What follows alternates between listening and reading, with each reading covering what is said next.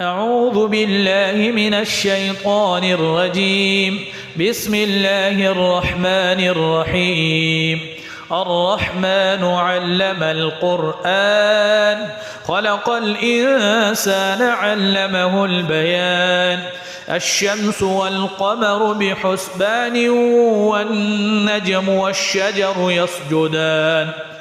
والسماء رفعها ووضع الميزان ألا تطغوا في الميزان وأقيموا الوزن بالقسط ولا تخسروا الميزان. والأرض وضعها للأنام فيها فاكهة والنخل ذات الأكمام والحب ذو العصف والريحان فبأي آلاء ربكما تكذبان. خلق الإنسان من صلصال كالفخار وخلق الجان من مارج من نار فبأي آلاء ربكما تكذبان. رب المشرقين ورب المغربين فبأي آلاء ربكما تكذبان. مرج البحرين يلتقيان بينهما برزخ لا يبغيان فبأي آلاء ربكما تكذبان. يخرج منهما اللؤلؤ والمرجان فبأي آلاء ربكما تكذبان. وله الجوار المنشآت في البحر كالأعلام فبأي آلاء ربكما تكذبان. كل من عليها فان ويبقى وجه ربك ذو الجلال والإكرام فبأي آلاء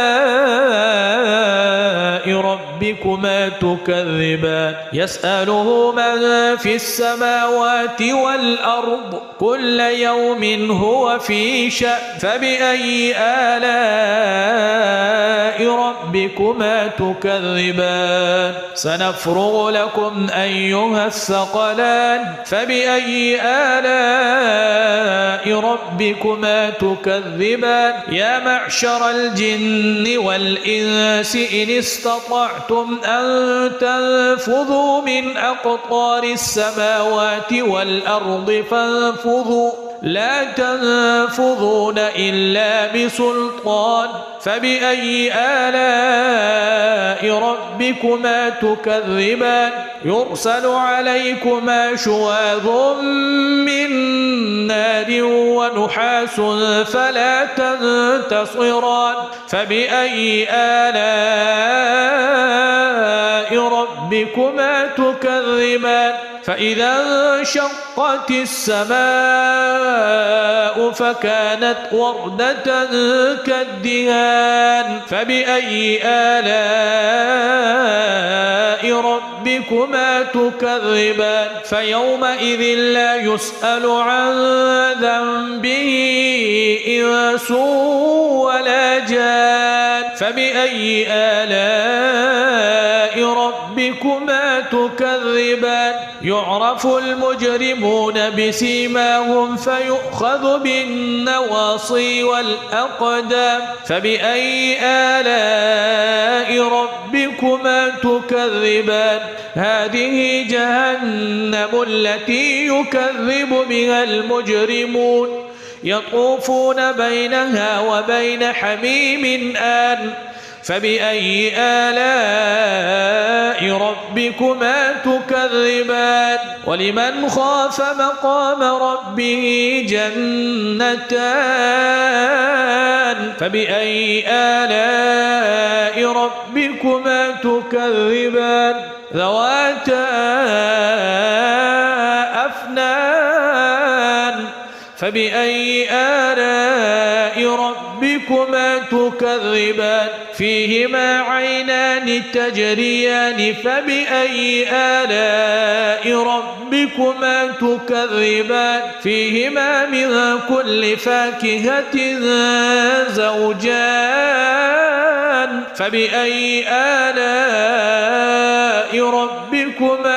تكذبان متكئين على فرش بطائنها من استبرق وجنى الجنتين دان فبأي آلاء ربكما تكذبان فيهن قاصرات الطرف لم يطمثهن إنس قبلهم ولا جان فبأي آلاء ربكما تكذبان كأنهن الياقوت والمرجان فبأي آلاء ربكما تكذبان هل جزاء الإحسان إلا الإحسان فبأي آلاء ربكما تكذبان ومن دونهما جنتان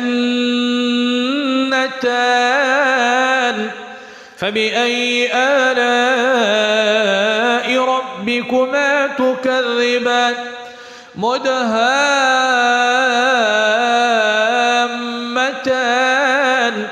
فبأي آلاء ربكما تكذبان فيهما عينان نضاختان فبأي آلاء ربكما تكذبان فيهما فاكهة ونخل ورمان فبأي آلاء ربكما تكذبان فيهن خيرات حسان فبأي آلاء ربكما تكذبان حور مقصورات في الخيام